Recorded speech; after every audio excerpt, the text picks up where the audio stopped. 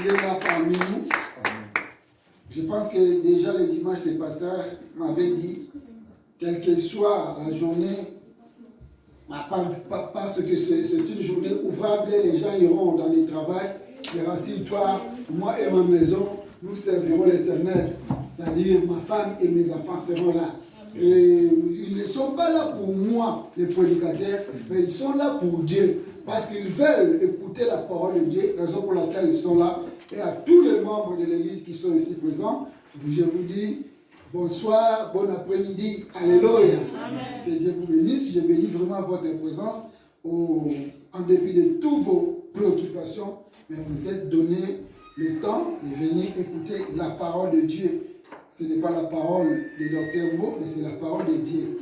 Nous sommes ici, comme j'avais dit, pendant 6 ou 7 jours pour comprendre comment est-ce qu'une personne, comment est-ce qu'un chrétien ou une chrétienne peut avoir une croissance spirituelle très efficace dans sa vie. Nous avons dû parler des exigences de la parole de Dieu. La parole de Dieu, pour parvenir à avoir la croissance efficace, il faut comprendre ses exigences.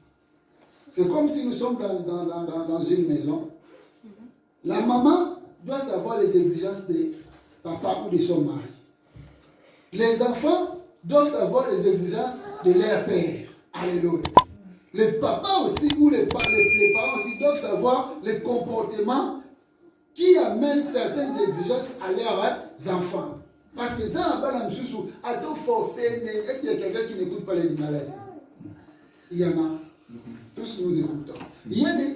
Et ça n'a pas la même chose. A to forcer à y loko somolo, ali à mon pensate.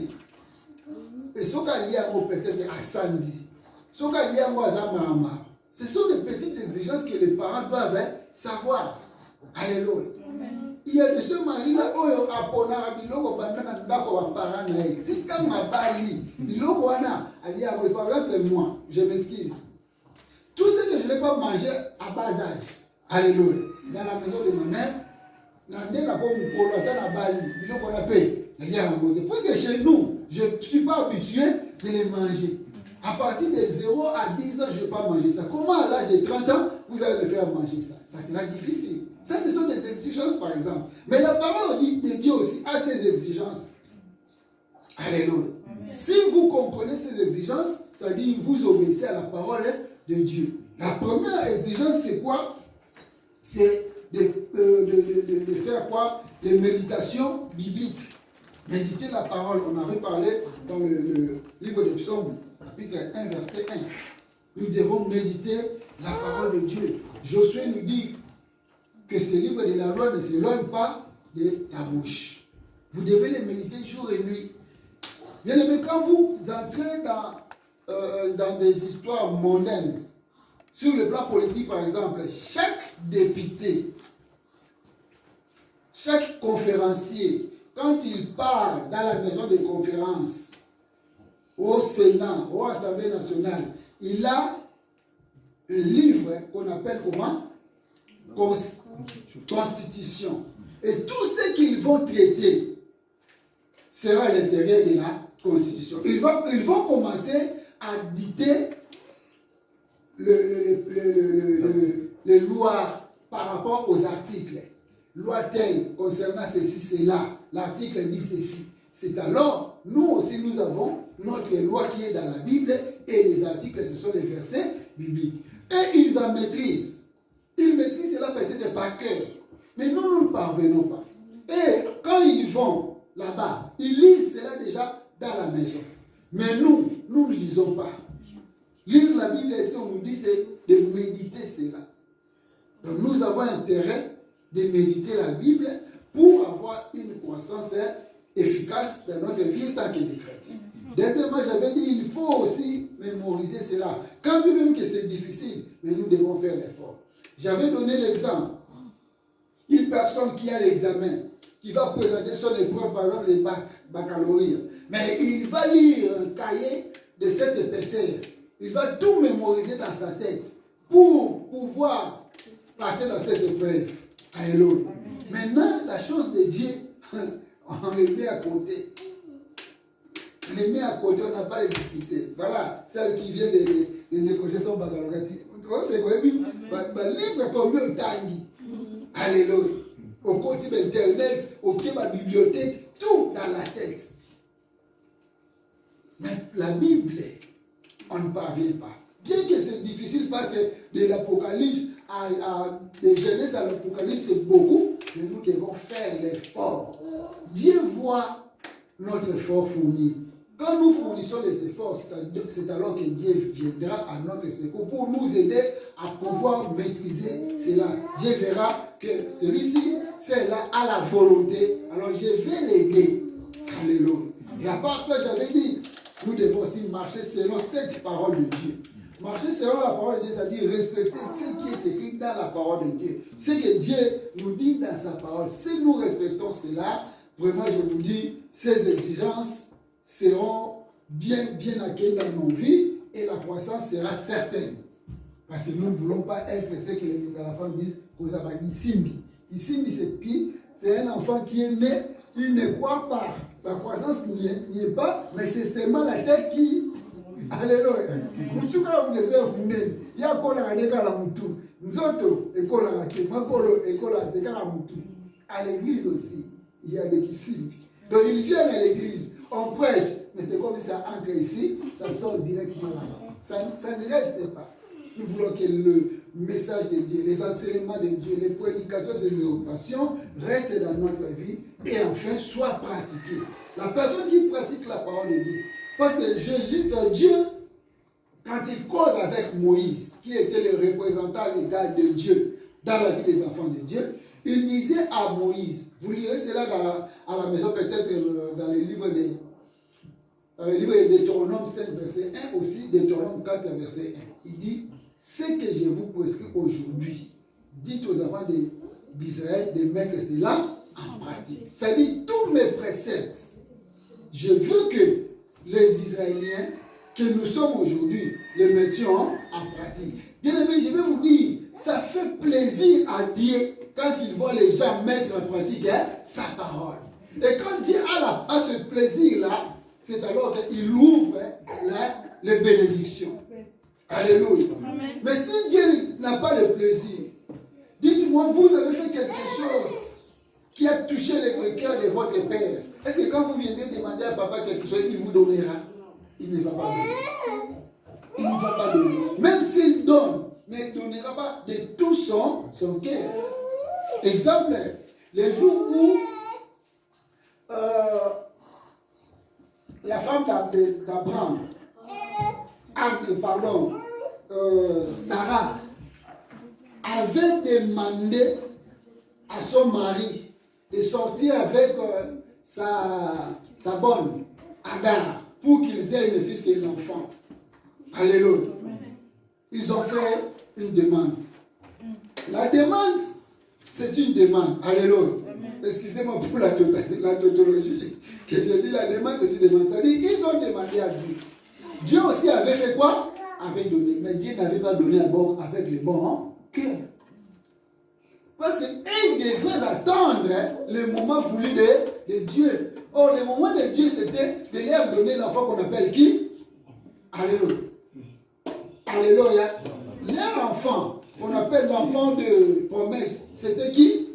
Isaac. Dieu attendait son temps pour donner Isaac. Mais ils ont précipité le temps de Dieu. Dieu dit quoi? Prenez, parce que vous en avez besoin, prendre. Mais aujourd'hui, les conséquences que nous vivons, c'est par rapport à cet enfant-là qu'Agar avait donné, qu'on appelait Ismaël. Et vous verrez dans la lignée, Ismaël, c'est au travers de lui qu'on a d'autres religions. Alléluia. Mais s'ils avaient attendu le temps de Dieu, on aurait à voir une seule religion qui est celui que nous prions. Voilà. C'est-à-dire, Dieu peut te donner une chose que vous lui avez demandé, mais il ne donne pas avec son bon cœur. Prenez parce que vous me dérangez. Voilà. Alléluia. Donc avec ça, je pense que ça entre bien. Et aujourd'hui, maintenant, nous allons clôturer ce premier sous-thème que nous avons étudié, la parole de Dieu, par l'impact de la parole de Dieu. Nous voulons aujourd'hui parler sur l'impact de la parole de Dieu, c'est-à-dire ce que la parole de Dieu fait dans nos vies. Alléluia. Ne soyez pas distraits, chers bien-aimés. Ce que fait la parole de Dieu dans notre vie. Pourquoi nous écoutons la parole de Dieu? Pourquoi nous voulons savoir ou connaître la parole de Dieu? La parole de Dieu est venue dans notre vie pour quelle raison? En fait, la parole de Dieu impacte notre vie. Alléluia. Et ça, son impact amène la croissance spirituelle dans notre vie parce que nous avons besoin de la croissance. Et cette croissance, c'est une croissance efficace. D'où ce que la parole de Dieu fait dans notre vie, selon 2 Timothée 3, si le pasteur peut nous lire ça, on ne va pas ramasser les choses ailleurs. Nous prendrons d'abord ce qui est dans la Bible et après nous allons 2 Timothée chapitre 3, verset 16 seulement. On peut se mettre debout pour lire parce que c'est les premiers versets que nous avons. 2 Timothée chapitre 3, verset 16. Nous lisons au nom de Jésus. Amen. Toute écriture est inspirée de Dieu et utile pour enseigner, pour convaincre, pour corriger, pour instruire dans la justice, afin que l'homme de Dieu soit accompli et propre à toute bonne œuvre. Amen. Nous allons nous asseoir. Ici, nous voulons parler sur les impacts. Donc, impact, c'est-à-dire le bienfait de la parole de Dieu dans notre vie. Impact, c'est-à-dire ce que la parole de Dieu fait dans notre vie. Si nous connaissons aujourd'hui ce que la parole de Dieu fait dans notre vie, je pense qu'il n'y aura personne qui va laisser la parole de Dieu loin de lui. Alléluia. Mais au travers de cette lecture, c'est-à-dire 2 Timothée 3, verset 16, c'est que la Bible nous dit que la parole de Dieu, d'abord il dit, toute écriture est inspirée de Dieu. Là, Dieu veut nous faire savoir que toute écriture, c'est-à-dire tout ce qui est écrit dans la Bible, c'est sa parole. Et cette parole, il est inspiré par lui-même, Dieu. Le dimanche, je vous ai dit que Dieu donnait sa parole et Moïse recevait cette parole, il écrivait quelque part. Il écrivait dans un roc. Alléluia. Parce qu'à ce temps-là, il n'y avait pas le développement, il n'y avait pas les cahiers, il n'y avait pas le bic. Amen. Et Moïse écrivait cela sur une roc et il écrivait jusqu'à ce qu'il y ait développement. Égypte, Vassali, Papyrus, tout ça. Après, on a pris tout cela, on a couché sur le feuille, donc entre parenthèses. Maintenant, ce que Moïse a écrit, ce n'était pas les paroles de Moïse. Est-ce qu'il y a quelqu'un qui m'écoute? Ce que Moïse a écrit là, ce n'était pas ses paroles à lui, mais c'était les paroles de Dieu qui donnait à nous, comme étant ses enfants, mais au travers d'une personne qui était Moïse. Ce que moi je dis aujourd'hui, ce n'est pas mes paroles à moi, c'est la parole de Dieu. Il me donne en fait que moi aussi, je vous transmets cela. Moïse c'était simplement quelqu'un, autrement dit un médiateur, pour que le peuple parvienne à la connaissance de la vérité qui est la parole de Dieu. Voilà la raison pour laquelle ce verset dit, toute parole est inspirée de Dieu. C'est-à-dire c'est la parole de Dieu qui a donné à ses serviteurs. Et quand Moïse prend cela, les hommes prennent aussi cela, mais ils n'ont pas la possibilité de comprendre cela. C'est pour cela Moïse devrait être là pour faire l'interprétation. Est-ce qu'il y a quelqu'un qui peut me dire interprétation? Donc Moïse était là pour maintenant interpréter ce qui était la pensée de Dieu, afin que ces gens ne puissent pas déraper dans la parole de Dieu. Parce que dans la parole de Dieu, nous disons que c'est la loi. Il dit que ce livre de la loi ne se loin pas de ta bouche. Or, si la loi n'est pas bien expliquée, alléluia, la loi doit être expliquée. Excusez, bien aimé, quand vous vous comparez devant la police ou la justice, on va vous faire savoir une chose. On te dira, évangéliste Serge, permettez-moi de vous appeler seulement Serge. Amen. L'OPJ par exemple, ou bien l'officier, il vous demandera ceci. Serge, Il attend votre réaction. Dès que vous dites Naebi, vous êtes condamné. Alléluia. Parce que la loi est censée être connue par tout le monde. Alors, toi, tu connais la loi. Comment est-ce que tu fais ce qui est hors la loi? Maintenant, Dieu envoie Moïse pour comprendre d'abord la loi, afin d'interpréter aux gens, afin qu'ils ne puissent pas faire le mal. C'est de même manière que nous aussi, nous avons réussi ceci pour aujourd'hui venir l'interpréter. Nous faisons que l'interprétation de la parole de Dieu. Mais ce jour-là, quand Dieu choisira Moïse, vous voyez que Moïse a il dit, moi, j'ai la difficulté de parler. Il dit, non, sois tranquille. Je vais chercher quelqu'un qui va t'aider à interpréter. C'est pour cela qu'il prendra son frère Aaron. Sois là pour interpréter ce que ton frère va dire. Alléluia. Mais notre œuvre, vous savez, c'est qui Aaron? C'est le Saint-Esprit. Nous n'avons plus besoin d'Aaron quelque part. Alléluia. Ce jour-là, papa disait, notre c'est Christelle. Christelle va commencer à interpréter. Il va commencer à interpréter par rapport à ce que les prédicateurs vont faire sortir. Il ne joue pas le rôle d'Aaron. Alléluia. Parce que le rôle d'Aaron, Dieu l'a déjà déposé dans ses serviteurs au travers du Saint-Esprit.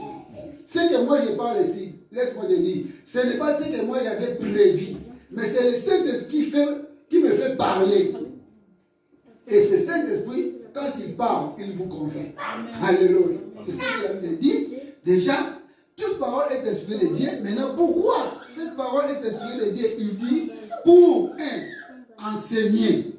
Alléluia. 2, pour convaincre, pour corriger et instruire. Alors, mon la Bible dit toute parole esprit de Dieu vient pour instruire. L'instruction, c'est quoi? L'instruction, c'est une formation qui construit la vie pour devenir conscient. Alléluia.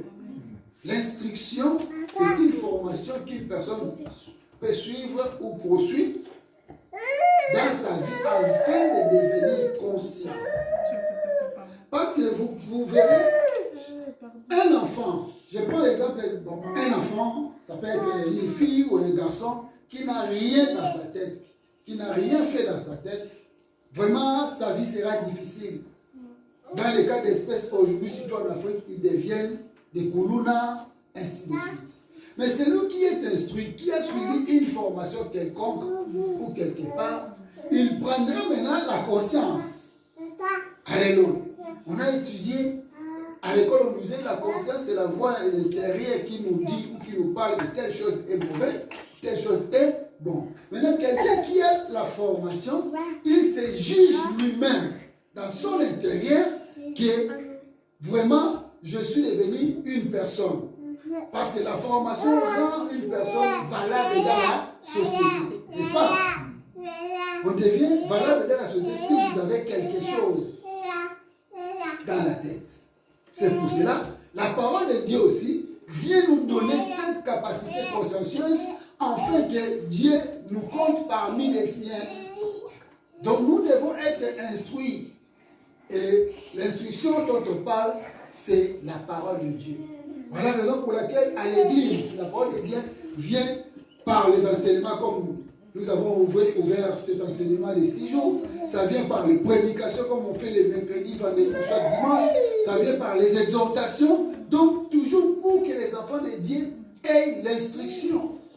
La Bible nous dit dans les livres des Proverbes, elle dit l'enfant ou fils écoute l'instruction de ton père. Alléluia. C'est-à-dire ce que le père veut pour toi, c'est que vous devenez consciencieux ou consciencieuse dans la vie. Si une personne a la conscience, c'est fini.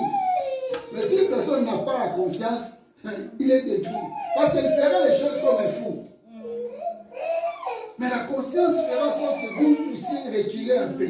Vous puissiez raisonner un peu. Et la conscience, c'est dans la parole de Dieu. C'est pour cela qu'il dit que la parole de Dieu vient pour nous instruire. La seconde, selon la Bible, il dit, il vient aussi pour nous enseigner. L'enseignement, c'est quoi? C'est ajouter la connaissance par rapport à ce que vous avez déjà. Voilà pour laquelle, quand on étudie, on essaye de monter les niveaux.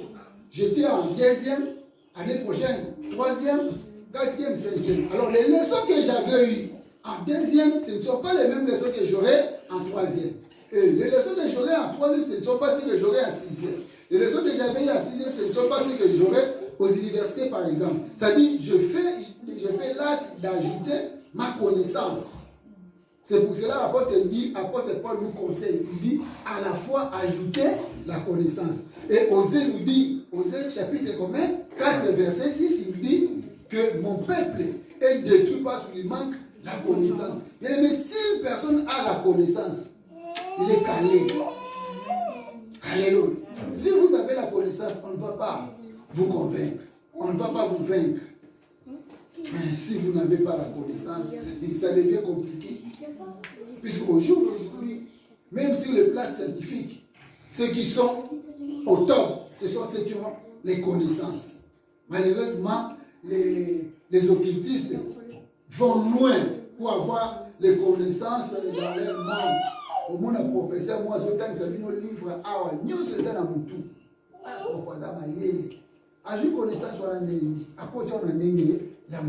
Maintenant, ici, nous parlons de la connaissance de la parole de Dieu. Nous devons tout faire pour avoir la connaissance de Dieu. Parce que la connaissance donne la capacité. La connaissance fait en sorte que vous soyez libre. La connaissance fait en sorte que vous serez non complexé. Amen. Celui qui a la connaissance, il n'est pas complexé. Il n'est pas complexé. Mais celui qui n'a pas la connaissance, quand les gens qui ont la connaissance sont là, lui il commence à trembler.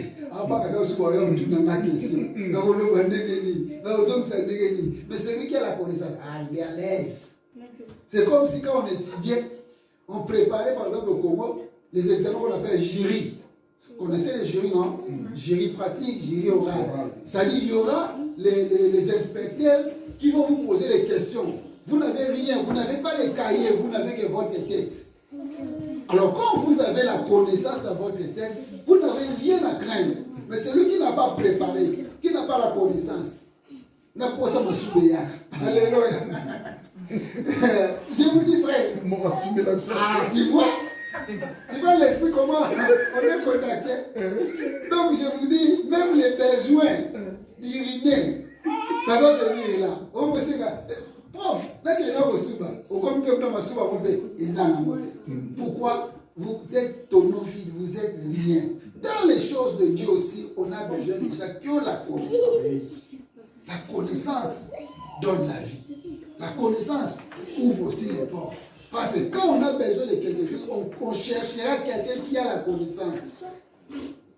Et nous, étant qu'enfants de Dieu, si nous voulons vraiment avoir une croissance spirituelle efficace, nous devons chercher à avoir la connaissance. Même il dit la foi vient de ce qu'on attend. Mais ce que nous attendons vient de la parole de Dieu. C'est cette parole de Dieu maintenant qui nous donne la connaissance. Chers frères, chères sœurs, bien-aimés, moi je vous amène, je vous renvoie seulement dans la Bible. Je vous renvoie toujours dans la Bible. Tout ce que nous vous parlons ici, nous vous donnons les références bibliques. Donc quand vous entrez dans la Bible, comme a dit le frère, c'est une forêt. Alléluia. Alors la Bible est quoi Zamba. So au côté na Zamba, au aussi ça va nyamanyoso, ngulomoko te. Au côté yo kani moloko na yo, oya au côté de Kamafiki kwa Zamba, mususu ake Kamasoni ni. Dans les longs maçons na de Timothée 3:16, passer ngulomoko ya ajouta sur Matthieu 4:4. Au kuna ngulomoko ya ajouta, mais l'essentiel tous, nous ayons la connaissance et ça nous fera du bien. Nous serons une église inébranlable. Nous serons une église où quand les gens voient, ils disent là, c'est une église qui prépare les gens pour l'enlèvement. Parce que ça, c'est la première des missions de l'église. Amen. C'est de préparer les adeptes comme nous sommes là pour l'enlèvement. Maintenant, comment préparer ces gens? C'est au travers des enseignements comme ça. Parce que quand vous êtes déjà enseigné, vous savez qu'il nous faut la connaissance, ça sera une bonne chose. Parce que ces jours-là, Dieu ne te demandera pas, mon frère, ma soeur, as-tu mangé aujourd'hui c'est combien? Les 5, hein? Les 5, tu avais mangé. Dieu ne sait pas ça. Mais il te demandera, j'avais envoyé mon envoyé pour t'enseigner. Tu étais dans ce kit. Est-ce que la connaissance était entrée? C'est ça le grand problème. Parce que Dieu saura, celui qui a la connaissance, c'est celui qui pratique maintenant cette connaissance. C'est comme on étudiait par exemple la mathématique. Après avoir fait beaucoup d'exercices en classe, quand on rentre à la maison, qu'est-ce qu'on fait? On répond encore les exercices qu'on avait fait en classe pour voir si c'est bien entré. C'est comme ça. Et la connaissance que nous prenons ici, c'est que moi je regrette parce que dans notre église, je ne vois pas les gens écrire. Je vois que moi, j'écris quand le pasteur prêche, pasteur Serge écrit, mais les autres, je ne sais pas. Alléluia. Cherchez à voir le cahier. Cherchez à voir le bic. Parce que j'avais dit ici tantôt que l'église, c'est aussi un centre d'éducation. Tout ce que nous avons raté par-ci, par-là, entre autres dans les familles, dans les écoles, nous pourrons peut-être les rattraper ici au travers des enseignements que nous sommes en train de donner ici.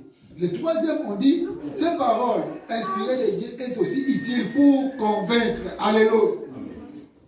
C'est grâce à la parole de Dieu que nous parvenons à convaincre le monde. Alléluia.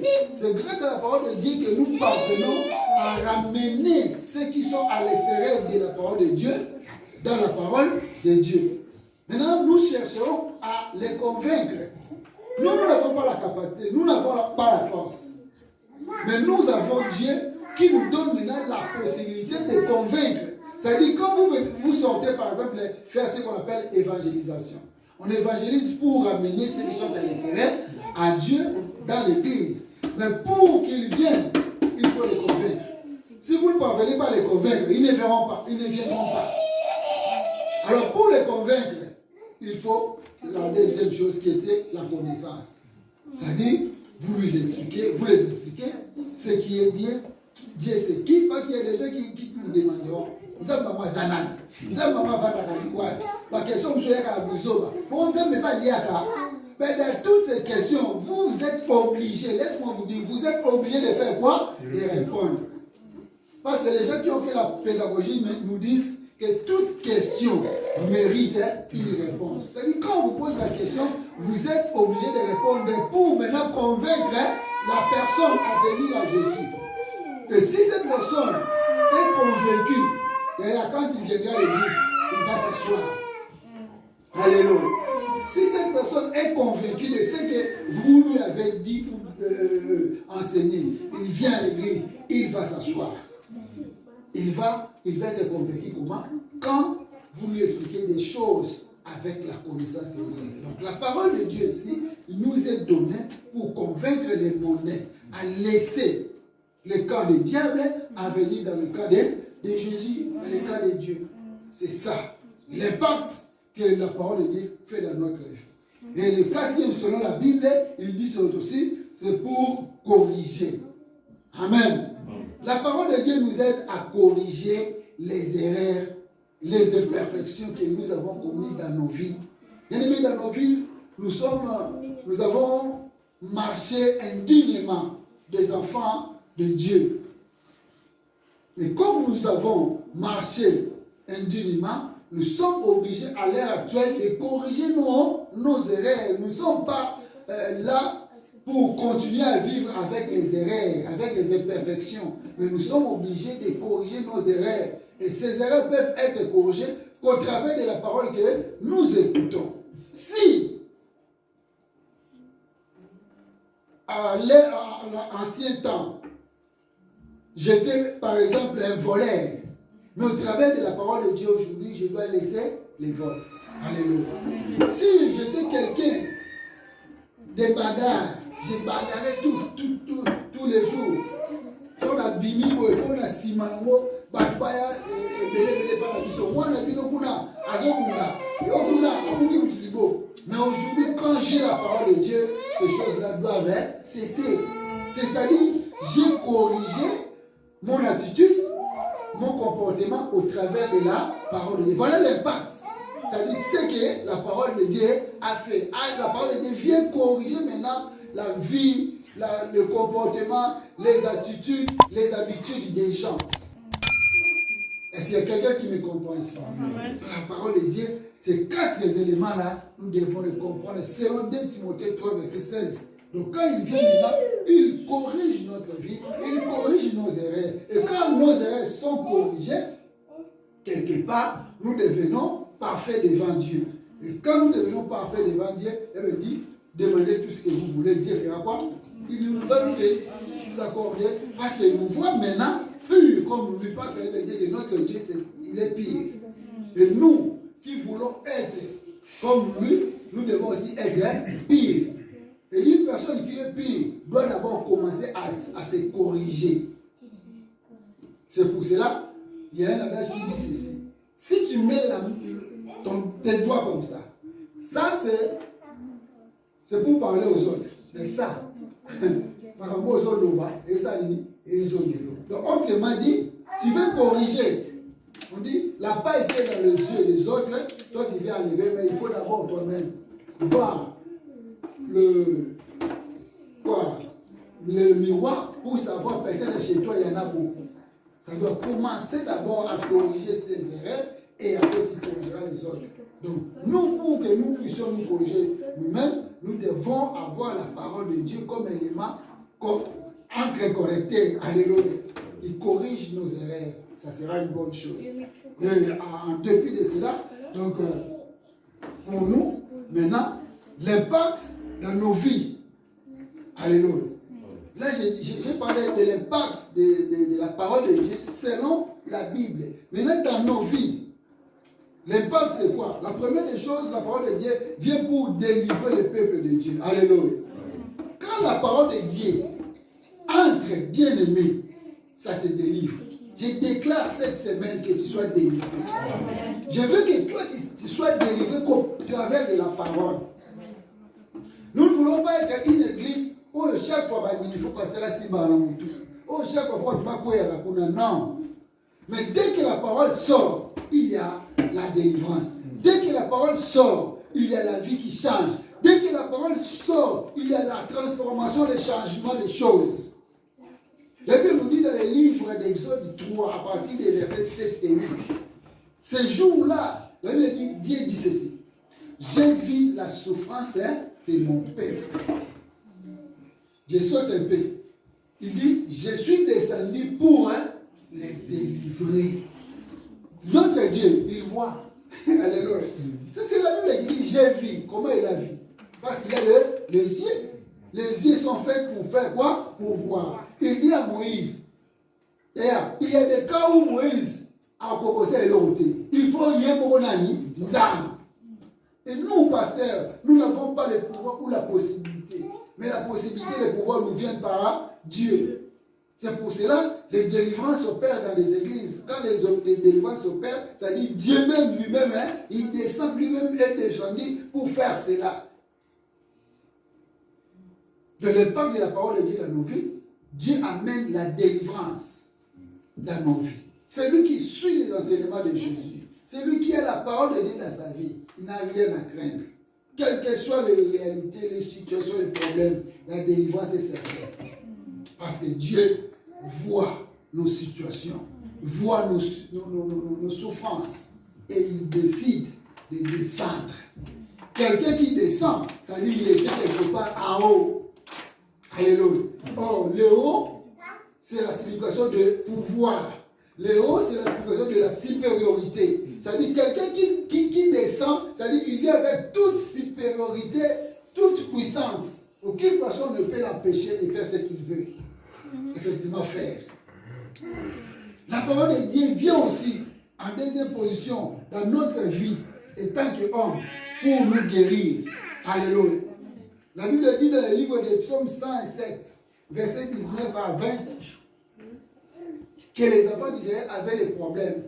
Et le Bible déclare dans leur malheur, Je peux ajouter dans leur souffrance, dans leur difficulté, détresse, tout ce qu'il y avait, ils imploraient, ils demandaient, ils plairèrent à Dieu. Quand Dieu a écouté, qu'est-ce qu'il a dit? Qu'est-ce qu'il avait dit?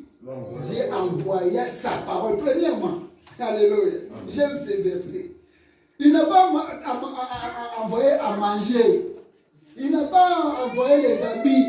Il n'a pas dit, allez au resto du Caire. Le resto du Caire, c'est quoi? Mais il a envoyé d'abord la parole. Parce que la parole couvre tout. Alléluia. La parole est plus forte que le resto du Caire. Il envoyait d'abord la parole. Et quand la parole est descendue là où ils étaient, dans les difficultés, dans les angoisses, dans les complications, il avait dit la parole les guérit. Donc, autrement dit, la parole donna la solution. Voilà l'explication ou l'interprétation de ces mots et la parole est guérie. Parce que là, il n'y avait pas tout le monde qui était malade. Alléluia.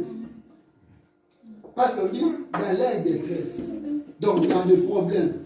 Et l'assemblage des problèmes, il y a de ceux qui étaient malades, il y a de ceux qui avaient faim, il y avait qui avaient besoin de mariage, il y avait de ceux qui voulaient voyager. Tout cela constituait une détresse, difficulté. Maintenant, Dieu a envoyé la parole pour donner la solution selon le besoin ou le problème de chacun.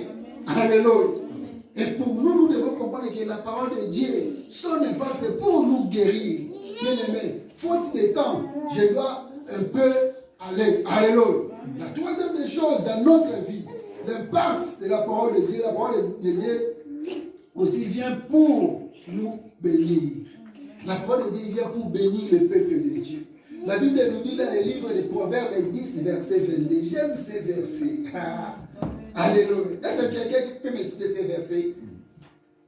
Proverbes 10, verset 22. La Bible dit, c'est la bénédiction de l'Éternel qui enrichit. Alléluia. Si Dieu décide de t'enrichir, aucune autre personne ne va compromettre à cette bénédiction. Voilà, il continue. Et cela ne se fait suivre en aucun, parce que c'est la bénédiction de qui? De l'Éternel. Donc, si nous menons un parallélisme avec la bénédiction du monde, parce que la Bible dit, et cela ne se fait suivre aucun chagrin. C'est que la bénédiction du monde peut être suivie par un chagrin. Est-ce que vous comprenez? La bénédiction du monde peut être suivie par le chagrin. Comment? Quelqu'un va chez le féticheur et que le féticheur lui bénit. Mais vous verrez, le féticheur va lui dire, donnez-moi par exemple l'enfant. Amen.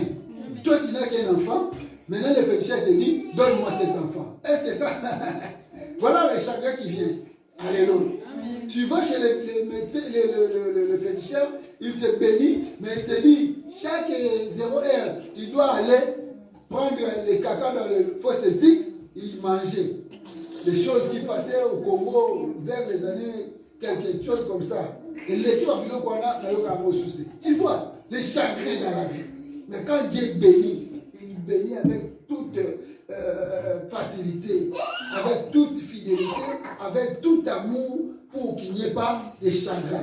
C'est à cause de la parole de Dieu que Dieu bénit. Alléluia. La parole de Dieu, j'ajoute, oriente les enfants de Dieu. La parole de Dieu nous oriente à marcher dans les pas de Jésus. Si nous avons la parole de Dieu, bien aimé, est-ce que vous comprenez? Comme ça, nous comptons venir, mais espérons que nous comptons venir. Nous sommes venus, nous avons des gens qui ou bien kuna biso watakuja wakote kuna kwa koloka c'est-à-dire babandi bazar. Donc qu'est-ce qui a fait que toi tu puisses changer la direction? Ah, parce que tu as la parole de Dieu. Un jour je venais de grands marchés de Luanda, on appelle ça Kikolo. Alléluia. Quand je venais, il y a un esprit qui m'a dit, bon, quitte-nous avant. Descends ici. J'étais dans le quartier. Je vais descendre ici. Je vous dis, quand je suis descendu là-bas, le troisième arrêt, il y avait les bandits qui ont barricadé la voiture et ils ont pris tout ce qui était dans le main déjà. Comprenez que tu vas aussi côté.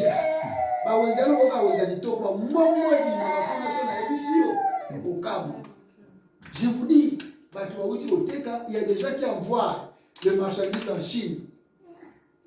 Et ces gens-là ont barricadé la route, ont pris tout.